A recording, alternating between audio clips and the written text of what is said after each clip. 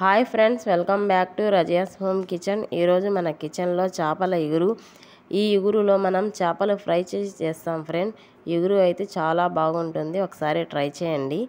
కావాల్సిన పదార్థాలు: చేప ముక్కలు, ఆనియన్స్, టమాటో, ఆయిల్, అల్లం వెల్లుల్లి పేస్ట్, పచ్చి కొబ్బరి పేస్ట్, సాల్ట్, కొత్తిమీర, పుదీనా, కారం, ధనియాల పొడి, పసుపు, గరం మసాలా, కసూరి మేతి, పచ్చిమిర్చి, పెరుగు, కొత్తిమీర వేసుకొని కొంచెం పేస్ట్ చేసుకోవాలి. చేప ముక్కల్ని అల్లం వెల్లుల్లి పేస్ట్, కొంచెం పసుపు వేసుకొని కలిపి పెట్టుకోవాలి. స్టవ్ వెలిగించుకొని ప్యాన్ పెట్టుకొని ఆయిల్ వేసుకొని చేప ముక్కల్ని వేసుకోవాలి. ఒక్కొక్కటిగా వేసుకొని మెల్లిగా ఫ్రై చేసుకోవాలి. ఎక్కువ ఫ్రై చేసుకోవాల్సిన అవసరం లేదు, ఇలా కొంచెం ఫ్రై అయితే సరిపోతుంది. ఇలా ఫ్రై చేసుకొని తీసుకోవాలి. చేప ముక్కలన్నిటిని ఇలాగే ఫ్రై చేసుకోవాలి. క్రిస్పీగా ఫ్రై చేయకుండా ఫ్రెండ్స్, ఇలా ఫ్రై చేసుకోవాలి. ఒక 2-3 నిమిషాలు ఫ్రై చేసుకుంటే సరిపోతుంది. ఇలా ఫ్రై చేసుకోవాలి ఫ్రెండ్స్. ప్లేట్లోకి తీసుకోవాలి. స్టవ్ వెలిగించుకొని కడాయి పెట్టుకొని ఆయిల్ వేసుకోవాలి. ఆయిల్ హీట్ అయిన తర్వాత చెక్క, లవంగం వేసుకోవాలి. ఆనియన్స్ వేసుకొని ఫ్రై చేసుకోవాలి. 2-3 నిమిషాలు ఆనియన్స్ని ఫ్రై చేసుకోవాలి. అల్లం వెల్లుల్లి పేస్ట్,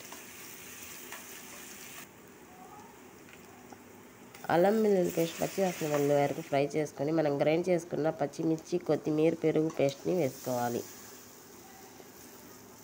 వేసుకొని ఒక 2-3 నిమిషాలు ఫ్రై చేసుకోవాలి. గరం మసాలా, పసుపు వేసుకోవాలి. సాల్ట్ వేసుకొని బాగా కలుపుకొని ఒక 2 నిమిషాలు ఫ్రై చేసుకోవాలి. టమాటాలు వేసుకోవాలి. టమాటాలు కొంచెం మగ్గనివ్వాలి. కొత్తిమీర,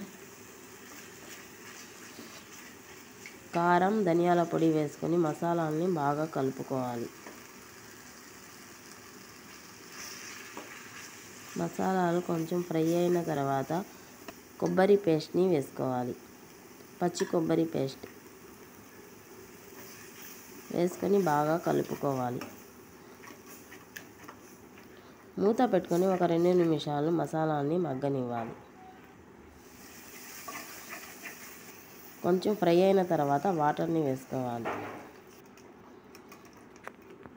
కర్రీకి సరిపడా వాటర్ని చూసుకొని వేసుకోవాలి. వేసుకొని బాగా కలుపుకొని సాల్ట్, కారం చెక్ చేసుకొని వేసుకోవాలి.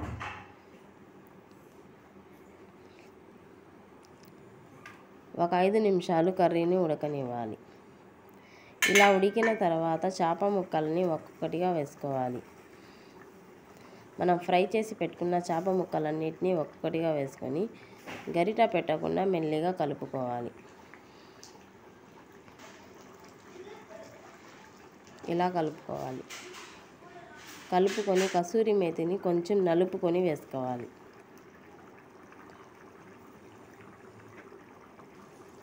ఒక 5 నిమిషాలు మూత పెట్టుకొని గ్యాస్ని స్లిమ్లో పెట్టుకొని కర్రీని ఉడికించుకోవాలి.